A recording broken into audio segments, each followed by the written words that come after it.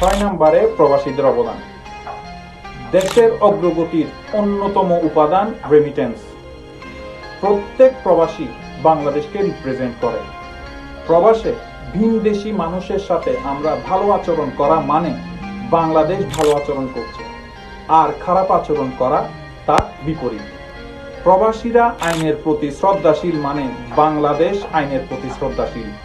মূল কথা, প্রবাসে আপনি যা করছেন তার ভালো এবং খারাপ সবকিছুর দায়ভার দেয়া হচ্ছে আপনার জন্মভূমিকে।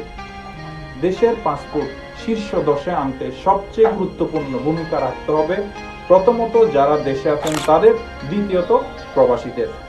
পরিশেষে আমাদের সততা, নিষ্ঠা, জ্ঞান ও সম্মিলিত প্রচেষ্টা বিশ্বে বাংলাদেশের মর্যাদা উজ্জ্বল করবে ইনশাআল্লাহ। আমাদের প্রতিটি ভালো পদক্ষেপ আমাদের দেশকে এগিয়ে নিয়ে যাবে একটি সমৃদ্ধ ও গর্বিত জাতি গড়ার স্বপ্ন নিয়ে। ভিডিও ভালো লাগলে লাইক এবং শেয়ার দিয়ে দিবেন এবং আপনার মতে এই 6টি উপায় ছাড়া আর কোনো উপায় থাকলে কমেন্টে জানাবেন। আল্লাহ হাফেজ, আসসালামু আলাইকুম।